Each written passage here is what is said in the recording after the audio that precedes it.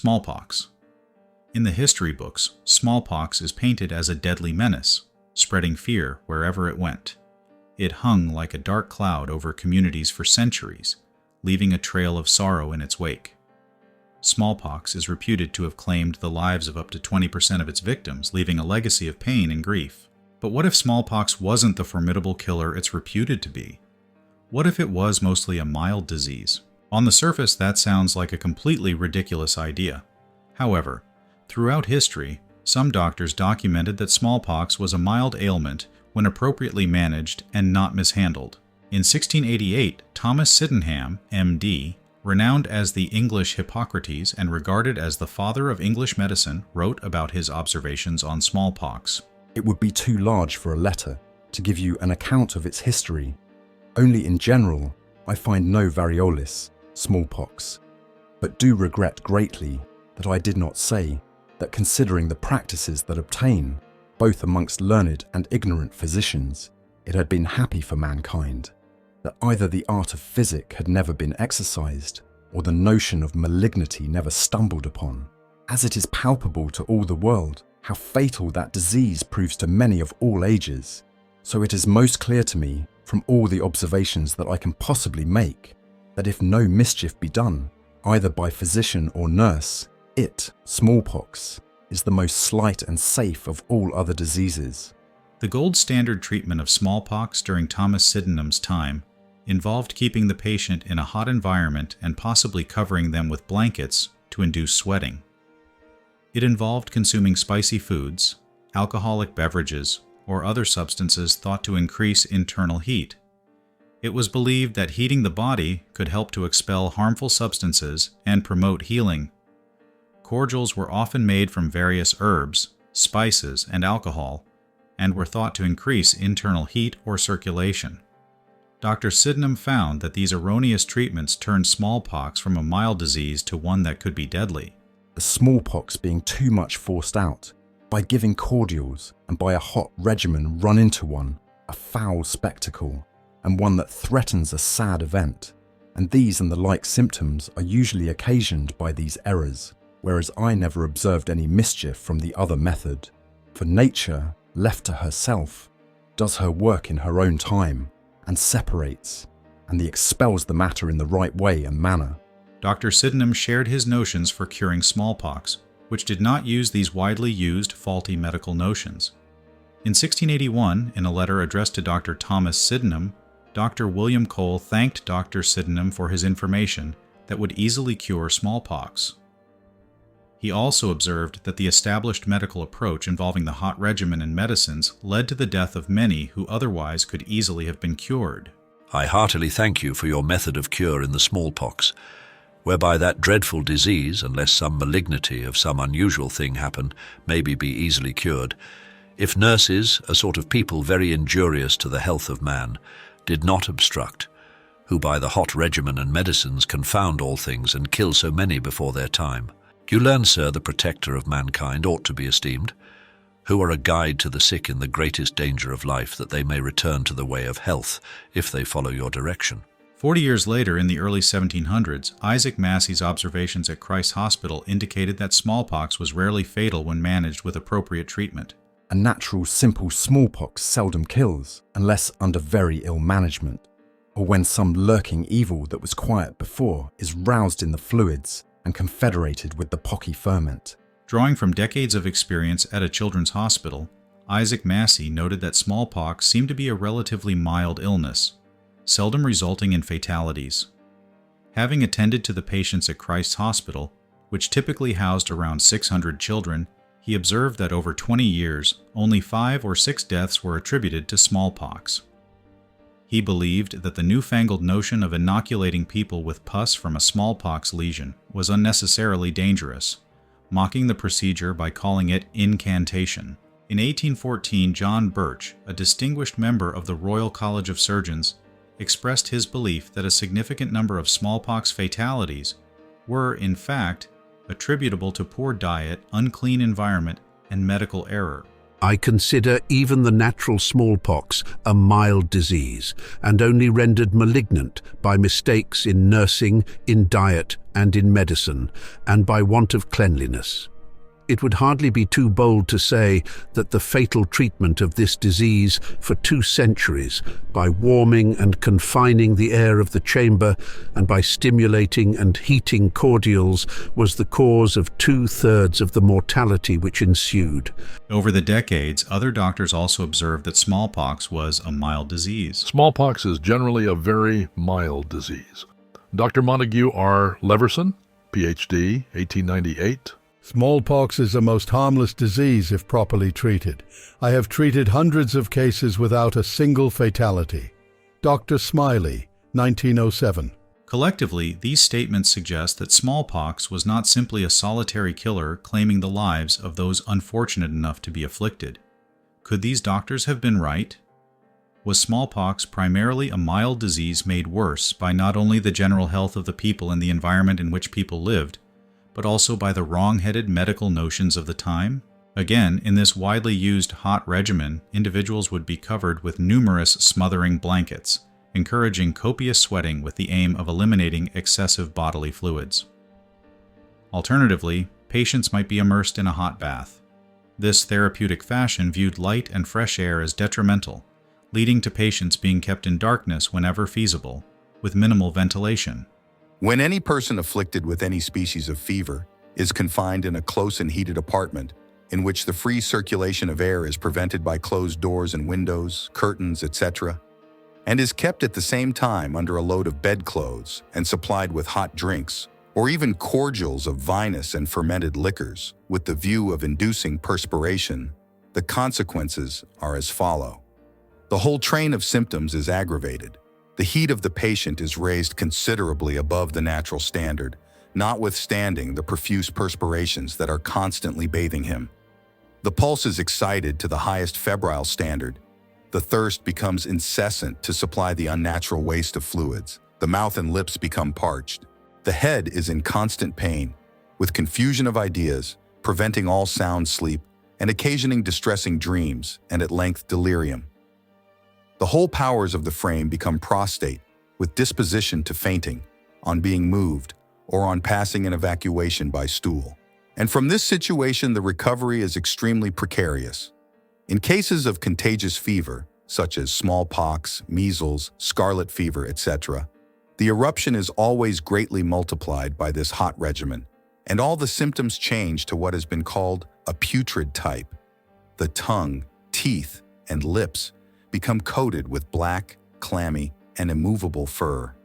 Purple spots appear on the skin, and the whole disease assumes the character of malignancy. The Cyclopedia, or Universal Dictionary of Arts, Sciences, and Literature, 1819.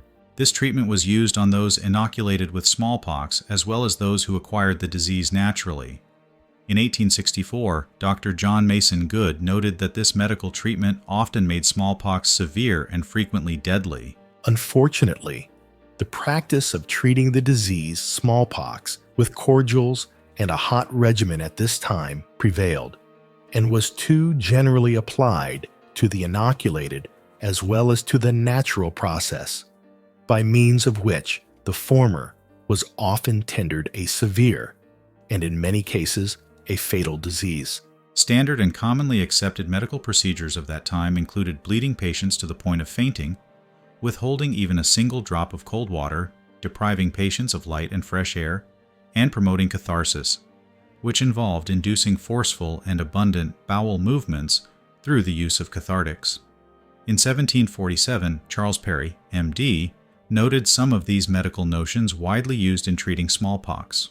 Bleeding, which is now very generally practiced amongst us, where smallpox is expected, and even when it has just made its appearance, is the first thing necessary to be done, and ought to precede everything else. I advise bleeding copiously. And this I advise to everyone indiscriminately, without regard to age, sex, or temperament. The next thing I advise is to give a vomit. This medicine is evidently calculated to cleanse and empty the whole alimentary tube, for it will purge as well as vomit. Calomel, a mercury-based compound, was a widely used treatment for many illnesses: constipation, syphilis, smallpox, influenza, and more. It was also a very powerful cathartic, which is a sophisticated way of saying it will violently empty out your guts into the toilet. Constipation had long been associated with sickness, so opening the rectal gates of hell was a sign of righting the wrongs. As noted by Dr. H.G. Cox at New York Medical College in the mid-1800s, There is much truth in the statement of Dr. Hughes Bennett that bloodletting is always injurious and never necessary, and I am inclined to think it entirely correct. Bleeding in pneumonia doubles the mortality. Calomel does no good in pneumonia. The fewer remedies you employ in any disease, the better for your patient. Mercury is a sheet anchor in fevers, but it is an anchor that moors your patient to the grave. Samuel Dixon, M.D., highlighted these disastrous medical ideas that had been in use for centuries in his observations in 1855. For upwards of 23 centuries, to starve, bleed, purge, and torture had been the all but exclusive business of the man of medicine. From the days of Hippocrates till within the last few years, this was the undoubted practice in almost all diseases. In truth, what from the gloom of the sick room, and what from the obscurity that enveloped the science, no question was ever asked by the public at large about medical matters. The possession of a diploma or degree from a school or university of reputation was the only requisite for practice. The practice itself, no matter how destructive, signified little so long as it was the established practice. In 1889, Dr. Henry G. Hanchett succinctly stated why diseases were so fatal. It was the medical treatments of bleeding and toxic medications. If the patients had been simply left alone, they would have recovered. As the use of these harmful medical treatments was reduced, so were their fatal consequences. We can recognize the mistakes of our predecessors and those of some of our contemporaries. We wonder that the old-time doctor did not suspect that his lancet, his calomel, and tartar emetic put many a patient underground, whose disease would have ended in recovery if it had been let alone. We are ready to admit frankly that in the past, many patients have unquestionably died of the doctor. In fact, this very disease, variola, smallpox, is a case in point for the change in the death rate, as compared with earlier records, leaves no possible doubt that mistaken treatment had more than anything else to do with the great mortality of the scourge. Some of us can see very plainly that our colleagues, who are today puzzling their brains to explain the terribly increased mortality of pneumonia, need only to leave their hypodermic syringes and morphine at home to find the solution of their problem. At the end of the 1800s, smallpox became a mild disease. After the summer of 1897, the severe type of smallpox with its high death rate, with rare exceptions, had entirely disappeared from the United States. Smallpox turned from a disease that killed 1 in 5 of its victims to one that only killed anywhere from 1 in 50 and later to as low as 1 in 380. This disease, having become so much milder, could still kill, but it was often mistaken for various other pox infections or skin eruptions. During 1896, a very mild type of smallpox began to prevail in the South and later gradually spread over the country. The mortality was very low, and its smallpox was usually at first mistaken for chickenpox. By the early 1900s, there were those who recognized that sanitation had done what vaccination had failed to do: conquer smallpox. Smallpox vaccination was on the decline, and yet smallpox, like other diseases, was disappearing as a major threat. In 1914, Dr. C. Killick Millard wrote in his book The Vaccination Question in the Light of Modern Experience an appeal for reconsideration. For 40 years, corresponding roughly with the advent of the sanitary era, smallpox has gradually but steadily been leaving this country, England. For the past 10 years, the disease has ceased to have any appreciable effect upon our mortality statistics. For most of that period, it has been entirely absent except for a few isolated outbreaks here and there. It is reasonable to believe that with the perfecting and more general adoption of modern methods of control and with improved sanitation, using the term in the widest sense, smallpox will be completely banished from this country, as has been the case with plague, cholera, and typhus fever. Accompanying this decline in smallpox, there has been a notable diminution during the past decade in the amount of infantile vaccination. This falling off in vaccination is steadily increasing and is becoming very widespread. In 1914, Dr. Millard's book clearly indicated that vaccination was not what the vast majority of the medical profession had and continued to believe. In his book, Dr. Millard provided a chart of deaths in England and Wales that clearly showed that death from diseases of scarlet fever, enteric fever, and smallpox declined at about the same time, beginning approximately in the 1870s. Of critical note is that vaccination rates also began to drop by about 1885 and reached a 40% lower rate by about 1910, with no resurgence of smallpox. Moreover, it will be noticed that the drop in the mortality from other zoonotics was almost as striking. So much is this the case that without being informed, it is difficult to tell which line represents smallpox and which other zoonotics. Obviously, causes other than vaccination must have been at work to have produced this fall in other zoonotics. And we cannot say that the same cause did not also influence the mortality from smallpox. The author of a 1913 article in the Journal of Infectious Diseases presented a table showing that, in 1895 and 1896, the smallpox death rate was where it had been historically recorded for decades, around 20%. The table also showed that after 1896 the death rate fell rapidly, down from 6% in 1897 to as low as 0.26% by 1908. One factor that may have played a part in this decline is arm-to-arm vaccination, which had been performed for 100 years, fell out of favor, and was outlawed in 1898. Smallpox had become a mild illness with a significant decrease in its fatality rate. The fatality rate of 20.84% in 1895 had dropped to an astonishing 0.26%, 98.7% decrease. On the whole, the disease seems to have shown a tendency to diminish somewhat in severity. This tendency is not marked, and the somewhat lower case fatality noted in later years may be due to the better recognition of cases, now that the type has become more widely known. At first, fatalities of 1 to 2% and even more were commonly reported, while later fatalities have often been much less. Thus, in North Carolina in 1910, there were 3,875 cases with 8 deaths, a fatality of 0.2%, and in 1911 there were 3,294 cases in that state, without a single death. Something changed to make smallpox a much less lethal and morbid disease with no secondary fever and little, if any, discomfort. The classic smallpox eruptions were often only a dozen or fewer. The redness usually disappeared in 3 or 4 weeks, leaving no permanent marks. In the absence of an epidemic, a case of mild smallpox was likely to be overlooked or mistaken for chickenpox. Chickenpox is a minor communicable disease of childhood and is chiefly important because it frequently gives rise to difficulty in diagnosis in cases of mild smallpox. Smallpox and chickenpox are sometimes very difficult to differentiate clinically. By the 1920s, it was recognized that the new mild form of smallpox produced minimal symptoms even though few people had been vaccinated. Individual cases, or even epidemics, occur in which, although there has been no protection by vaccination, the course of the disease is extremely mild. The lesions are few in number or entirely absent, and the constitutional symptoms mild or insignificant. By the 1920s and into the 1930s, mild smallpox had almost completely replaced the severe form in the United States. There were exceptions, however, with outbreaks in seaports and near the Mexican border. Once the mild type of smallpox became prevalent, there was no evidence that it ever reverted to the older, more deadly type.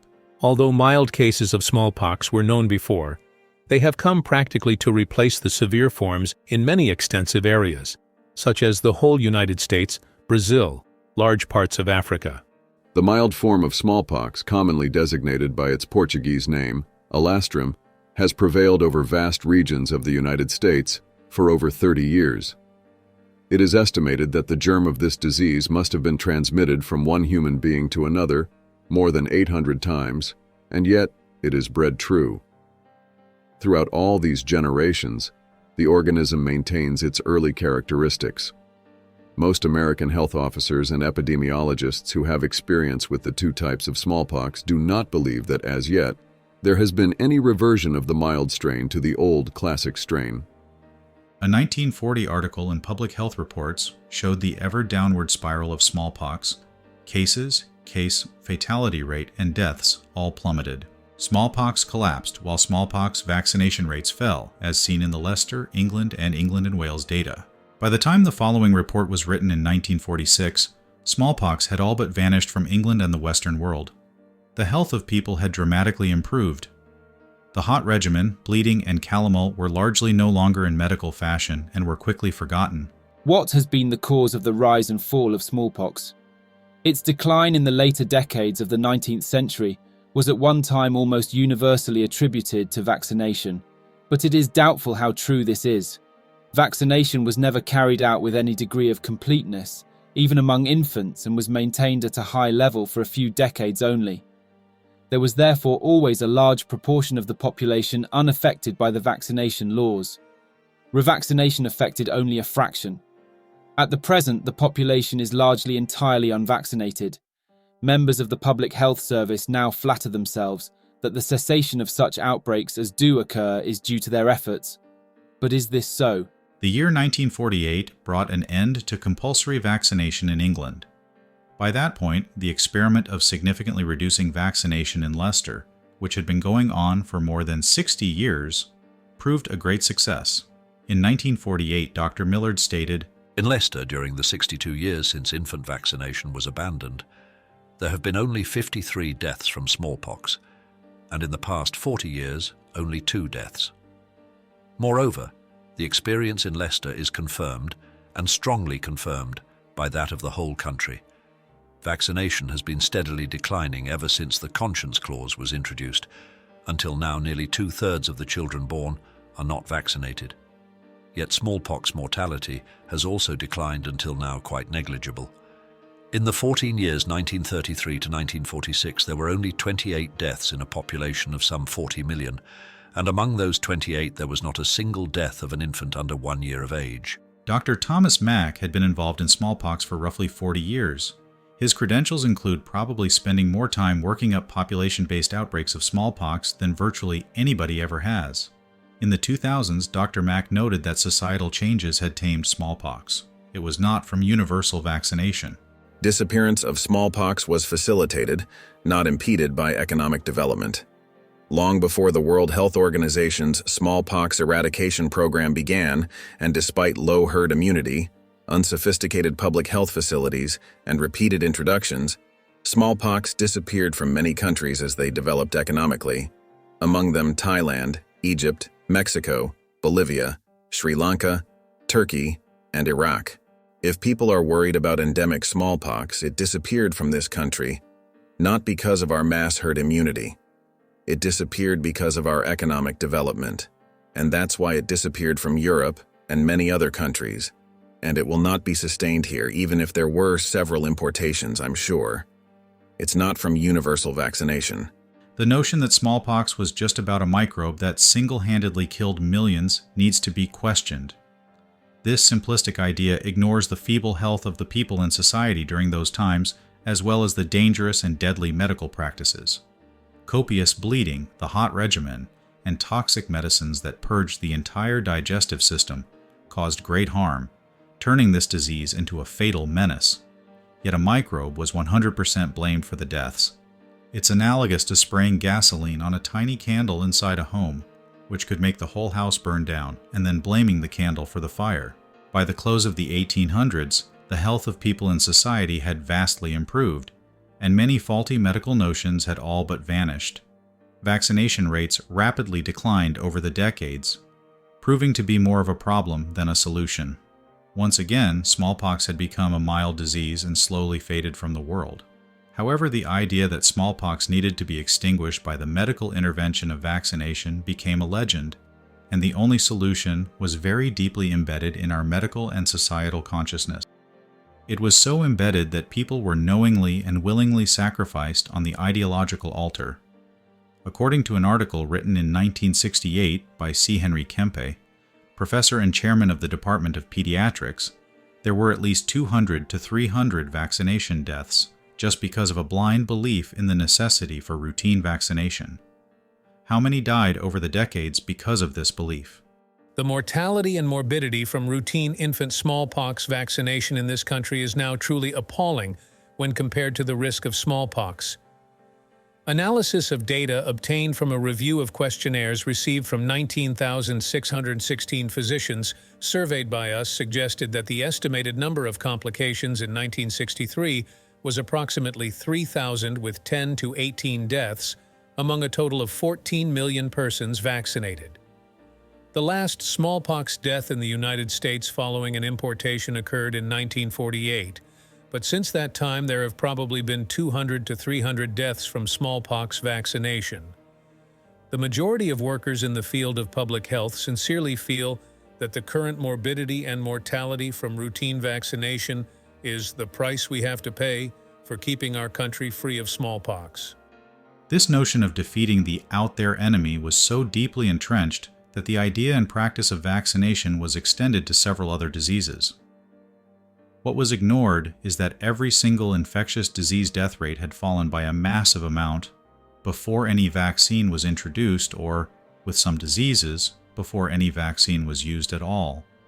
For example, in the United States, measles deaths had dropped by over 98% before the vaccine was introduced in 1963.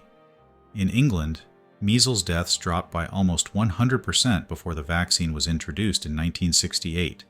By the mid-1900s, measles, like smallpox, had become mainly a mild disease. Yet, with enough indoctrination and repetition, mythology becomes a collective illusion. But that doesn't make it true.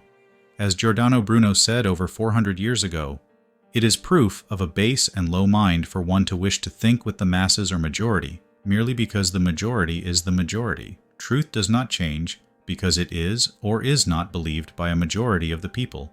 The nearly general declaration of my patients enables me to proclaim that vaccination is not only an illusion, but a curse to humanity.